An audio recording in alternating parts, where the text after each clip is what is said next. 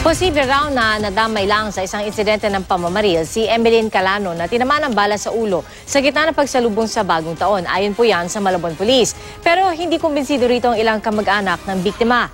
Nauna nang sinabi ni PNP Chief Ronald Bato de la Rosa na kapag may nasawi sa isang lugar dahil sa indiscriminate firing sa pagsalubong sa bagong taon, ay otomatikong masisibak ang Chief of Police o Station Commander dito pag hindi nahuli ang suspect sa loob ng 24 oras.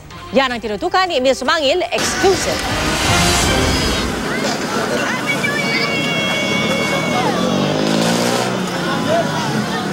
Kuha ang video na ito mag-alas 12 kagabi sa kahabaan ng Sacristia Street, Barangay San Agustin, Malabon.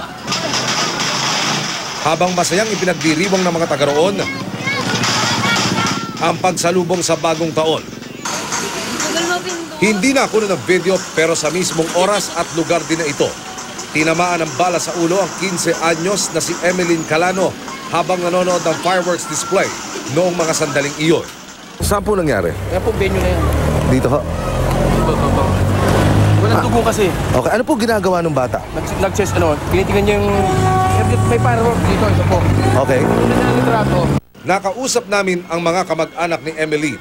Bagaman maliit daw ang tsansa, umaasa sila ng milagro para makarecover ang biktima. Kumatos pa rin po. Sir, kung malama kung mabubuhay o mamamatay.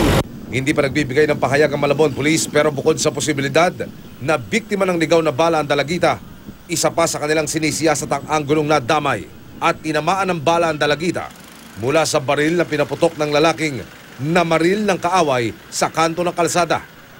Ayon kay Senior Inspector Dennis Javier, hepe ng Investigation Division ng Malabon Police, wanted sa iba't ibang kaso ang lalaking namaril. Pero hindi kumbinsido rito ang mga kamag-anak ng dalagita.